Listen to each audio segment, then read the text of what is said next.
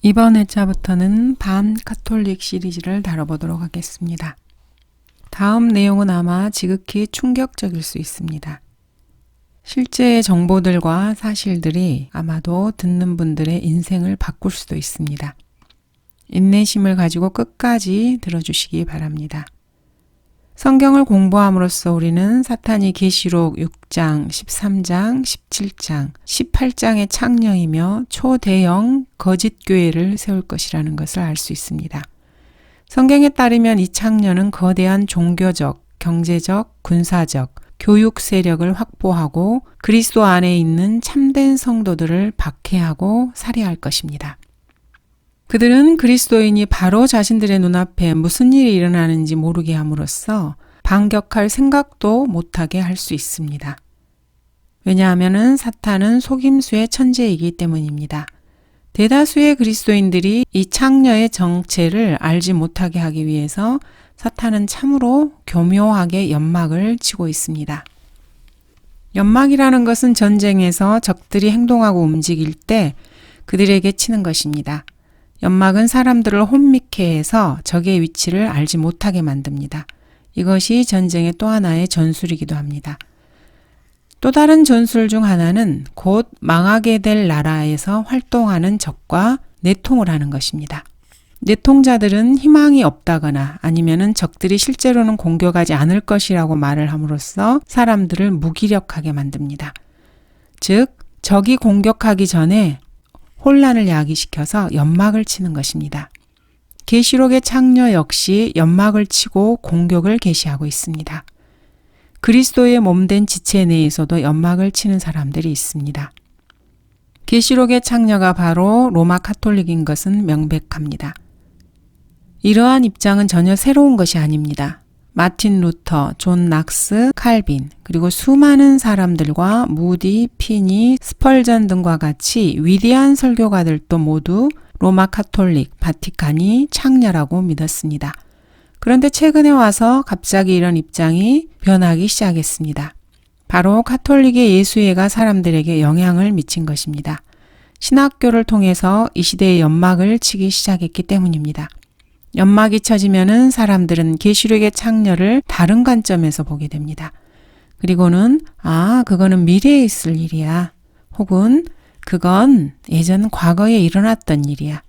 이렇게 해서 그리스도인들을 혼란시킵니다. 그 결과 오늘날의 많은 사람들이 그렇게 믿게 되어버렸습니다.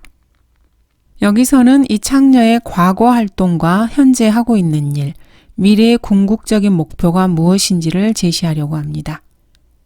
이런 말을 들으면 거부감을 느끼는 사람도 있을 것입니다.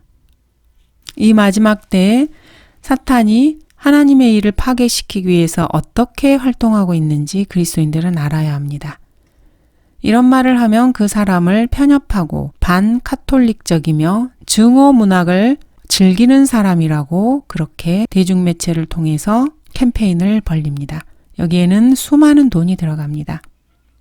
이런 주장을 하는 사람들을 일반 사람들에게 그렇게 확신시키는데 수많은 돈을 들이는 것입니다. 진정한 그리스도인이라면은 이러한 위험과 상관없이 그리스도의 복음을 가지고 카톨릭 신자나 그 누구에게도 가서 말씀으로 그들을 제시해 주는 것이 필요합니다. 그렇게 해서 거짓 종교 제도에서 사람들을 끌어내야만 합니다. 로마 카톨릭이 과거에 무슨 일을 했고 앞으로 어떤 일을 계획하고 있는지 폭로해야 하는 것입니다. 이러한 폭로에 앞서서 잭 티 칙은 이렇게 기도했습니다. 그의 기도를 여러분도 같이 마음으로 하시기를 바랍니다. 하늘에 계신 주 하나님, 우리가 주님 앞에 나왔습니다. 갈보리에서 우리의 죗값을 치러주시고 우리로 주님의 사랑하는 자들이 되게 해주셔서 감사드립니다. 우리가 은혜의 보좌 앞에 담대히 나아가 하나님께 기도할 때 듣고 응답해 주신 것을 감사드립니다. 주님께서는 우리를 보호하시고 사랑해 주시며 지켜주십니다. 이 세상을 살아가고 있는 그리스도인들을 감싸고 있는 어둠의 세력들을 예수님의 이름으로 결박시키시고 사탄의 공격에 맞서도록 하나님의 천사들로 보호해 주시기를 간구드립니다. 이들의 영의 눈을 열어주시고 이해할 수 있도록 지혜를 주시기 원합니다. 이 내용을 듣는 사람들에게 비판적이고 자기의를 내세우는 마음을 예수님의 이름으로 결박해 주시고 주님께 도움을 구할 때 주님 앞에서 우리 자신이 깨어질 수 있도록 도와주시기 원합니다. 주님, 이러한 내용으로 인해서 이 나라 곳곳에서 사람들이 구원받게 하시고 그리스도인들의 마음에 불을 밝혀주셔서 자신들의 적이 누구며 사탄이 어떻게 활동하고 있으며 어떻게 거기에 맞서 싸워야 할지 알게 해주시기를 원합니다. 예수님의 이름으로 구하오니 어둠의 세력들에 맞서 승리할 수 있도록 도와주십시오. 아버지, 이러한 이야기를 듣는 사람들의 눈과 귀를 열어주십시오. 그 사람들을 감동시켜 주셔서 이 세상에서 진행되고 있는 일을 깨닫게 해주시기 원합니다. 주님을 섬기는데 우리 그리스도인들이 신실할 수 있게 도와주시기 원합니다. 예수님의 귀하신 이름으로 기도드립니다. 아멘. 이것이 잭 티칙의 기도입니다. 깨어있는 그리스도인들이라면 무슨 일이 진행되고 있는지 압니다. 반면에 오늘날 믿는다고 하는 수많은 사람들이 그저 모든 일이 다 잘 되어가고 있다고 믿고 있습니다. 그리고 모든 사람이 다른 모든 사람을 사랑한다고 그렇게 말합니다. 그리스도인, 몰몬교, 유대교, 여호와의 증인, 안식교, 모슬람 모두 같은 하나님을 섬기고 있고 다만 방법이 조금 다를 뿐이라고 생각을 합니다. 주의 만찬에 카톨릭 교도들과 함께 참여할 수 없습니다. 라고 말하면은 왜 안 되죠? 이렇게 사람들은 질문합니다. 주의 만찬과 미사 간의 차이점이 있는지 한번 알아보기 바랍니다. 미사에서 사용되는 성찬용 빵은 미사에서 희생제물로 성별되어서 바쳐지면은 성체, 즉 유카리스트가 됩니다. 로마 카톨릭 체제에서 활동하고 있는 가장 큰 세력 중에 하나가 무엇인지 일상적인 언어로 표현하는 것입니다. 그것이 바로 성체입니다. 이것을 작은 예수 쿠키라고 부를 수도 있습니다. 이런 말을 하면 카톨릭 교도들은 화를 내겠지만 사실 어쩔 수 없는 일입니다. 개신교도들은 이 문제에 있어서 자신들의 입장이 어떤지 정확하게 인지해야만 합니다. 로마 카톨릭 교회법은 누구든지 우리 주 예수 그리스도의 혼과 신성과 함께 그 몸과 피, 즉 지극히 거룩한 성체 성사를 할 때 실제로 온전한 그리스도께서 그 안에 있음을 부인하거나 그것을 단순한 상징이라고 혹은 모형이라고 말하는 사람은 누구나 저주를 받으리라. 이렇게 기록하고 있습니다. 즉 로마 카톨릭 교회법은 모든 참된 그리스도인들을 저주하고 있는 것입니다. 카톨릭이 성행하는 곳에서는 이런 성체의 안치기와 성체를 가지고 행렬하는 일이 많이 있습니다. 사람들이 이런 성체를 들고 행렬을 하면서 운반을 하는 것입니다. 로마 카톨릭의 예수는 바로 이 성체입니다.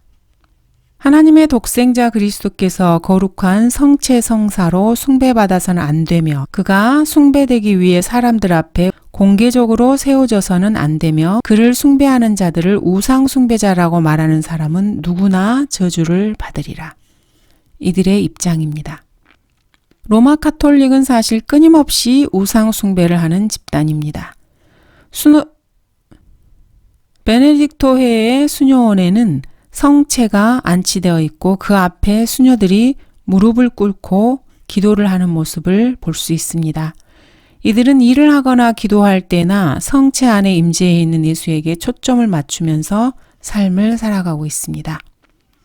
빛나는 태양 모양의 성체 안치기에 있는 그런 과자를 들어 올리면서 사제가 걸어 나오면 사람들이 거기에 와서 입을 맞추고 그것에 경배를 합니다. 이봐, 그건 우상숭배야. 이렇게 누군가 말을 하면은 그 사람은 저주받는다고 그렇게 주장합니다. 자, 다시 한번 요약해 보면은 로마 카톨릭 교회는 미사 때 드리는 빵을 실제로 예수 그리스도가 된다고 주장합니다. 그래서 전능하신 하나님으로 그 빵을 경배해야 한다고 가르칩니다. 이것이 바로 1554년 성체, 즉 작은 예수 쿠키를 든 한 사제가 허리까지 마른 장작으로 뒤덮인 채 화형대에 묶인 스코틀랜드 그리스도인 가족 앞에서 서 있었던 이유였습니다. 그 사제는 빵 한 조각을 그들 앞에 들고 손에 있는 것이 실제로 예수 그리스도의 피와 살이며 신성을 나타내는지 그 그리스도인들에게 물었습니다. 그 사람들이 아니요, 그것은 상징일 뿐입니다 라고 말하자 옆에 있던 다른 사제가 횃불을 들고 그 성경대로 믿는 사람들에게 불을 놓았습니다. 이 사람들이 고통 속에서 소리 지르자 그 사제는 십자가를 들고 이렇게 외쳤습니다. 이 모든 것은 하나님의 더 큰 영광을 위해서다.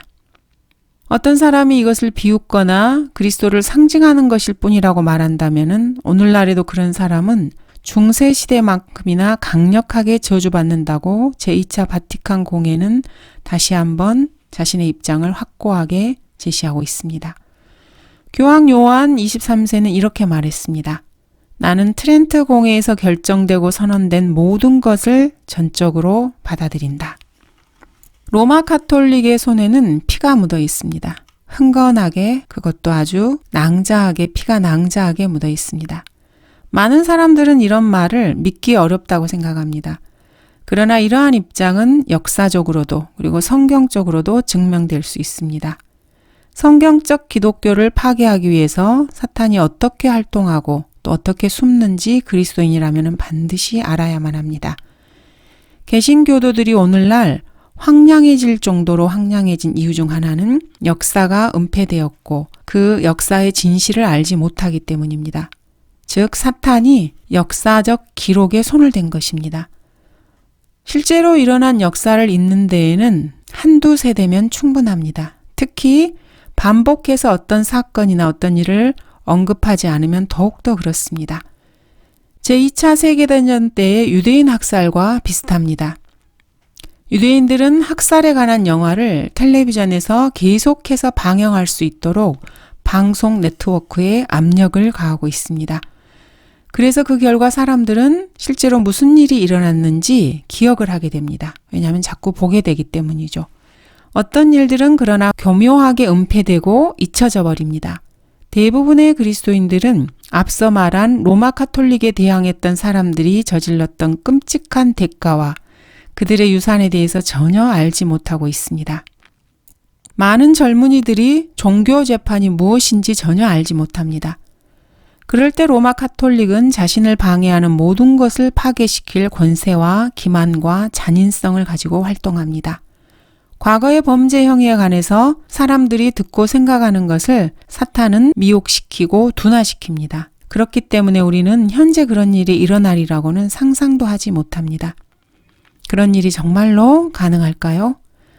오늘날의 그리스도인들은 햇볕을 받으며 자라는 작은 풀잎새들과 같습니다. 커다란 잔디 깎는 기계가 이 작은 풀잎새들을 향해 다가오고 있습니다. 그것도 찬송가를 부르면서 말입니다. 이것이 바로 로마 카톨릭입니다. 이런 말을 하는 것은 쉽지 않습니다. 그러나 로마 카톨릭은 자신의 교회가 예수 그리스도의 교회라고 진심으로 믿고 있습니다. 그들의 입장을 그리스도인이라면 정확하게 알아야 합니다. 로마 카톨릭은 교황이 지상에서 예수 그리스도의 대리자라고 믿습니다. 로마 카톨릭에는 세속 권세, 템포럴 파워라는 그런 교리가 있습니다. 이 세속 권세라는 것은 교황이 지상의 모든 사람들과 사람들의 재산과 종교를 통제해야 한다는 말입니다. 예수회가 이 세속 권세에 박차를 가하고 있습니다. 그것은 바로 전 세계를 자신들이 독재로 다스린다는 의미입니다. 그들에게는 이것만이 유일한 목표이며 자신들을 반대하는 사람들은 복음의 온수들이라고 생각합니다. 역사는 은폐되었습니다. 유혈이 낭자한 바티칸의 역사를 살펴볼 필요가 있는 것입니다. 그러면 바티칸이 큰 창녀인지 아닌지 여러분 스스로 결정할 수 있습니다. 역사를 거슬러 올라가서 성 바돌롬의 대학살 때 프랑스에서 일어났던 일과 그 후에 아일랜드에서 일어난 일을 살펴볼 필요가 있습니다. 그 다음에는 제2차 세계대전 때 유고슬라비아에서 일어났던 일을 한번 보겠습니다. 1572년 8월 22일에 피로 물든 성 바돌롬의 대학살이 시작되었습니다. 그것은 프랑스 내의 기독교도 운동을 파괴시키기 위한 것이었습니다. 프랑스 왕은 교활하게도 자신의 여동생과 개신교도의 수석 지도자였던 콜리그니 제독과 결혼을 계획했습니다. 그리고 거대한 축하 행사와 축제를 열었습니다. 4일간의 이 축제가 끝난 다음에 군인들에게 신호가 전달되었습니다. 자정에 도시 내의 모든 개신교도의 집들을 즉시로 강제로 열었습니다. 제독은 살해되었고 그의 몸은 창문에서 거리로 내던져졌습니다. 머리를 잘라서 교황에게 보냈습니다. 또 팔을 잘라서 3일 동안 거리에서 끌고 다녔습니다. 몸은 마침내 도시 외곽에 발목을 묶어서 매달아 두었습니다. 또한 이들은 다른 수많은 개신교도들을 살해했습니다. 처음 3일간에 10,000명 이상이 살해되었습니다. 시체를 강에 던지고 피가 거리를 흘러 강까지 미쳤습니다. 그래서 강들은 마치 피의 강처럼 보였습니다. 이들이 내는 분노는 마치 마귀 같은 분노였습니다. 너무도 격렬해서 심지어는 카톨릭인 신자들까지도 그들 보기에 믿음이 그렇게 강하지 않다고 생각되면은 자신의 동료들까지도 죽였습니다. 이런 파괴 행위는 파리에서부터 프랑스 전역으로 퍼져나갔고 8,000명 이상이 살해됐습니다. 극소수의 개신교도들만이 이 박해자들의 분노에서 피할 수 있었습니다. 이와 유사한 학살이 1641년 아일랜드에서도 일어났습니다. 이런 학살을 기획한 자들은 예수회의 창설자인 이그나티우스 로엘라의 축제일인 10월 23일로 그 날을 정했습니다. 나라 전체에 걸친 전국적인 소요를 계획했고 모든 개신교도들을 한꺼번에 다 말살하고자 했습니다. 계획이 진행되는 동안 개신교도의 경계를 완화시키기 위해서 개신교도들에게 로마 카톨릭 신자들은 과다한 친절을 베풀었습니다. 그리고 공모자들은 아침 일찍 무장을 하고 그들이 발견한 모든 개신교도들을 즉시 살해하였습니다. 자비라고는 전혀 없었습니다. 어린이부터 노인에 이르기까지 모두 살해했고 심지어는 병약자까지도 죽였습니다. 사람들은 공포에 휩싸였습니다. 여러 해 동안 평화롭고 안전하게 살았지만 이제는 도망갈 곳을 찾을 수가 없었습니다. 그들은 자기 이웃들, 친구들, 심지어 친척들에게 살해당했습니다. 어떻게 보면 죽음이 차라리 가장 두렵지 않은 것이었습니다. 여자들 중에서는 기둥에 묶여서 허리까지 발가 벗겨진 채 가슴이 도련해지고 피를 다 흘려 죽을 때까지 그대로 내팽개쳐지기도 했습니다. 심지어 임산부들을 나뭇가지에 묶어놓고 아직 태어나지도 않은 태아를 끄집어내어서 개들에게 먹이로 던지기도 했습니다. 그리고 그 아내들의 남편이 억지로 이 광경을 보게 만들기도 했습니다. 이러한 내용은 사실 폭스의 순교사의 문서로 증명된 역사적 기록입니다. 프랑스와 아일랜드 내의 그리스도인들에게 가한 바티칸의 이런 악마적인 학살은 유사한 형태를 띠고 있습니다. 공격이 있기 전에 로마 카톨릭은 우호적이고 친절을 보였습니다. 왜냐하면은 회유를 하기 위한 것이었습니다. 이 두 경우 모두 그리스도인들은 안심하고서 경계를 풀었습니다. 그리고 바티칸이 변했다고 생각을 한 것입니다. 하지만 이 사람들의 이러한 판단은 자신들의 목숨을 담보로 한 판단이었습니다. 그 대가가 바로 죽음이었기 때문입니다. 여러분은 방금 들은 내용을 그리스도인이라면 절대로 잊어서는 안 됩니다. 사람들은 글쎄 그건 아주 오래전 일이야. 더 이상 그런 일은 없어. 이렇게 말할 수도 있습니다. 자, 그렇다면 정말로 바티칸이 변했을까요? 제2차 세계대전 때 바티칸의 행동을 살펴볼 필요가 있습니다. 많은 사람들이 예수의 비밀 역사를 알지 못합니다. 그래서 제2차 세계대전의 배후에서 일어났던 일을 알지 못하는 것입니다. 여러분들은 그러한 상황을 간단하게나마 알아야만 합니다. 예수회는 비밀리에 제2차 세계대전을 준비해 왔습니다. 히틀러의 전쟁 계획이 세워지고 바티칸은 여기에 재정을 지원했습니다. 그래서 세상을 정복하게 해서 세상을 로마 카톨릭으로 만들고자 했던 것입니다. 히틀러, 무솔리니, 프랑코는 이 로마 카톨릭의 믿음의 수호자들이었습니다. 이들은 세상을 정복하고 이겨서 세상을 교황을 위해서 천년왕국을 세우려고 계획한 것이었습니다. 그 배후에는 예수회가 게스타포를 조종하고 있었습니다. 이 모든 것들이 바로 예수의 비밀 역사에서 완전히 드러나고 있습니다. 스페인의 독재자 프랑코의 언론기관이 1945년 5월 3일, 즉 히틀러가 죽던 날에 이런 글을 기고했습니다. 이렇게 되어 있습니다. 카톨릭 교회의 아들인 아돌프 히틀러는 기독교를 수호하다가 죽어갔다. 그의 유물들 위에는 승리에 가득 찬 그의 초상이 우뚝 서 있다. 하나님께서는 히틀러에게 순교자의 영예와 더불어 승리의 월계관을 주신다. 또한 히틀러는 이렇게 말하기도 했습니다. 나는 예수의 수도원에서 많은 것을 배웠다. 지금까지 지상에서 카톨릭 교회의 계급 조직보다 더 숭고한 것은 그 어떤 것도 없었다.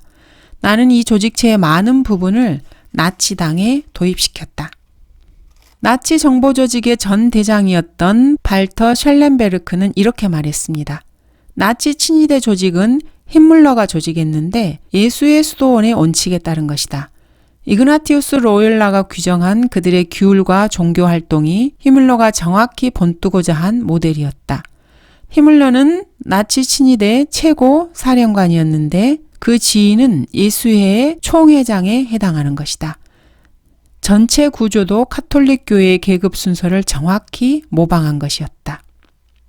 프란츠 폰 파펜, 이 사람은 또 하나의 강력한 나치로 독일과 바티칸 사이의 조약 체결의 다리 역할을 한 사람입니다. 이 사람은 제3독일 제국은 교황 정치의 수준 높은 원리들을 인지하고 실행에 옮긴 첫 번째 세계 권력이다. 이렇게 말했습니다. 정교 조약이라는 것은 바티칸과 정부 사이의 조약을 말합니다. 바티칸 편에서는 조약에 서명한 그 정부가 이제 하나님의 정부의 일부가 된 것입니다. 그리고 바티칸은 그 정부를 확고히 해주고 신적인 보호와 국제적인 보호를 제공해주게 됩니다.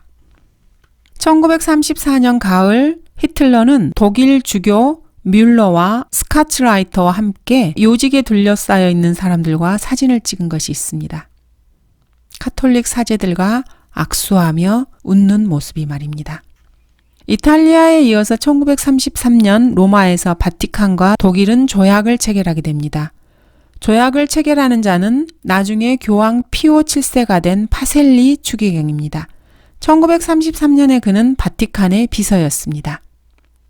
아돌프 히틀러는 이렇게 말했습니다. 나는 기독교, 히틀러가 말하는 기독교는 카톨릭을 말합니다.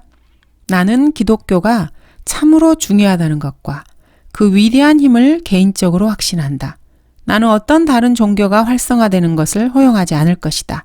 이것은 내가 루덴도르프에서 돌아선 이유이며 로젠베르크가 쓴 책을 거부하는 이유이다. 그 책은 개신교도가 쓴 것이다. 그것은 당의 책이 아니다. 그것은 그가 당원으로서 쓴 것이 아니다. 개신교도들은 그와 논쟁할 수 있다.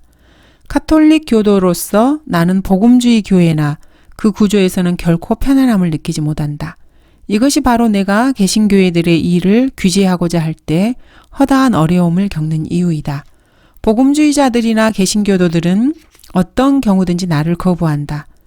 그러나 여러분이 확신할 수 있는 것은 나는 로마 카톨릭 교회들의 권리와 자유를 보호할 것이며 누구도 손대지 못하게 할 것이라는 것은 사실이다. 그러므로 여러분들은 카톨릭 교회의 미래에 대해 두려워할 필요가 없다. 또한 히틀러는 주교와 유대인 문제에 관련된 자신의 견해에서 이렇게 말합니다. 유대인에 관해서는 나는 카톨릭 교회가 1500년 동안 채택해온 것과 같은 정책을 수행하고 있을 뿐이다. 카톨릭 교회는 유대인들이 어떤 존재들인지를 알고 있었기 때문에 그들을 위험한 존재로 간주하고 개토에 집어넣었다. 나는 종교보다 인종이 우선한다고는 생각하지는 않는다. 그러나 이 종족의 대표자들은 국가와 교회의 위험적인 요소를 가지고 있다.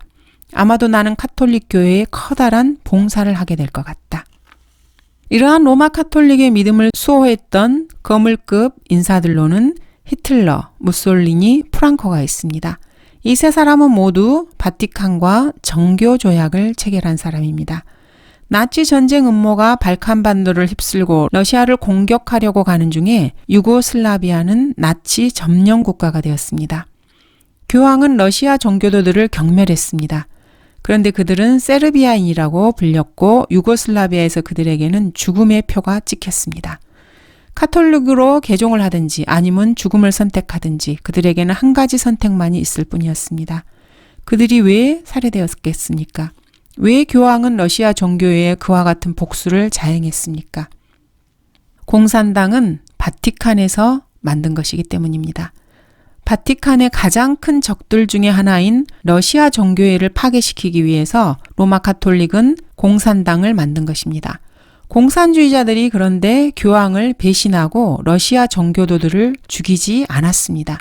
그래서 마침내 교황 피오 12세는 공산주의자들이 거부한 그 일을 하기 위한 계획을 세웁니다. 즉 모든 정교도들과 그 성직자들을 도살할 음모를 세운 것입니다. 가톨릭 사제들은 무시무시한 우스타시 살인부대 유니폼으로 자신들의 옷을 바꿔 입었습니다. 그리고 가장 야만적이고도 잔인한 기습을 사람들에게 감행했습니다. 이것은 금세기 전에는 알려진 적이 없었던 사탄적인 고문을 포함하는 것입니다. 프란시스의 수도사인 스탠 쿠카비카라는 사람이 우스타시군의 군복을 입고 있는 모습이 사진으로 찍혔습니다. 사제가 우스타시군의 군복을 입고 전쟁에 나간 것입니다. 우리는 지금 800년 전의 일을 말하는 것이 아닙니다. 1940년대의 일을 말하고 있는 것입니다. 계시록의 창녀는 독사의 혀를 드러내고 자신의 적들을 갈기갈기 찢고 나서 자신의 범죄를 은폐해버렸습니다. 이런 많은 일들이 책이나 문서로 증명될 수 있습니다. 거기에는 아브로 메나탄이 쓴 오늘날의 가톨릭의 테러라는 책도 포함이 됩니다. 다음은 그 책에서 인용한 내용입니다. 가톨릭 지방인 크로아티아, 즉 유고슬라비아에 있는 비카톨릭 교도들에게 두 가지의 기본적인 선택안이 제시되었다. 즉 개종이냐 죽음이냐였다. 그들의 교회 건물을 폐쇄하고 교구 서리들을 파괴시켰고 교회 건물들을 불태웠다. 그리스 정교도들은 대부분 자신들의 교회에서 체포되어 그들의 운명을 기다리는 동안 그 교회나 그 지방 관청에 있게 된다. 그들의 운명이라는 것은 강제로 개종하거나 집단 수용소에 보내지거나 처형당하는 것이었다. 대개 그들의 생존은 우스타시 사령관들과 그들을 수행한 가톨릭 종군 사제들의 변덕에 따라 처리되었다. 대량 학살도 모자라 개별적인 학살이 자행되었는데 대개 시골 지역에서 이루어졌다. 우스타시는 매우 원시적인 무기를 썼다. 쇠고랑, 삽, 망치, 톱 등을 희생자들을 처형하기에 앞서 고문하는 데 사용했다. 다리를 부러뜨리기도 했고 피부를 벗기고 수염을 뽑고 칼로 눈을 찌름으로써 눈을 멀게 만들기도 했다. 심지어 눈을 뽑아서 찢기도 했다. 사실 이런 정보는 생존자들의 증언과 사진을 통해서 문서로 입증된 내용들입니다. 그들은 여자들과 아이들도 봐주지 않았다. 한 가지 사건만을 인용하겠다. 블라스니카와 글라다니 사이 마을들에서 나치 점령군은 12개 깨인 어린이들을 발견했다. 이들의 얼굴은 고통으로 일그러져 있었다. 즉 가톨릭 사제들은 어린이들을 살해하는 것을 허용한 것입니다. 이반 레꾸즈라는 사제는 모든 세르비아인들을 다 죽이겠다면서 계속 흥분했습니다. 거기에는 아이들도 포함되어 있었는데 심지어는 짐승들의 씨조차도 남기지 않겠다고 그는 말을 했습니다. 1942년 4월 크로아티아의 가톨릭 성직자들에게 둘러싸여 있는 우스타시국의 수장 안테 파벨릭의 사진이 있습니다. 유고슬라비아에서 이 사람의 위치는 독일에서의 히틀러의 위치와 같았습니다. 크로아티아의 주교들과 대주교들은 우스타시를 전적으로 지원했습니다. 그들은 안테 파벨릭과 자주 회동을 가졌던 것입니다. 크로아티아 나치 군인들, 즉 우스타시와 함께 행진하고 있는 수녀들의 사진이 찍히기도 했습니다. 파벨렉과 함께 있는 수녀들의 모습도 있습니다. 그들은 자신들의 영웅적인 우스타시의 행동들을 보여줌으로써 파벨릭에게 훈장을 받았습니다. 어떤 사진에서는 얼굴에 잔악한 웃음을 띄우면서 한 사람의 머리를 도끼로 자르고 있는 우스타시군의 그런 사진도 있습니다. 또한 1943년에는 보스니아에서 우스타시 군들이 포로를 사형에 처하기 전에 포로의 머리를 손으로 붙잡고 여러 명의 병사들이 사진을 찍은 그런 사진도 있습니다. 우리기라는 한 가톨릭 사제는 이렇게 말했습니다. 우리 우스타시 운동에 반대하는 아이들을 7명쯤 죽이는 것은 오늘날 더 이상 죄가 아니다. 프란시스의 수도사인 미로슬라프 필리포빅이라는 사람은 사제복을 입고 있는 사제였는데 이 사람이 우스타시 군복을 입은 모습의 사진도 찍기도 했습니다. 필리포빅은 야세노박에 있는 중앙본부의 지휘관이었습니다. 야세노박 중앙본부에 굶어 죽은 어린 아이들의 시체가 쌓여 있었습니다. 야세노박 중앙본부는 어린 수감자가 너무 많아서 따로 분리를 시켰습니다. 1942년에는 2만 4천 명 이상의 정교도 어린이들이 거기에 수용되었습니다. 그런데 그들 중 12,000명이 얼어서 죽었습니다. 이상하게 생각될지 모르지만은 가장 극악무도한 행위들은 주로 지식층들이 자행했다. 피터 브루지카의 애는 이 범죄에 속하는 아주 끔찍한 사건 중 하나다. 피터 브루지카는 헤르제고비나에 있는 브리에그 시로키의 프란시스코 대학에 다니는 법학도였다. 그는 카톨릭의 십자군 조직의 구성원이었는데 1942년 8월 29일 밤 야세노막의 강제 수용소에 있는 사람들을 처형하라는 명령이 내려졌다. 수감자들을 누가 가장 많이 죽이는지 내기를 걸었다. 피터 브로지카는 1360명의 수감자들의 목을 날카로운 도살용 칼로 잘랐다. 이 경쟁에서 이긴 그는 목 자르는 왕으로 뽑혔고 부상으로 금시계 하나와 은식기 한 벌, 구운 아기 돼지 한 마리와 포도주를 받았다. 우슈타시의 극악무도한 악행은 단순히 육체적인 고통을 주는 것에 국한되는 것은 아니었습니다. 그들의 희생자들은 정신적으로도 고통을 당했습니다.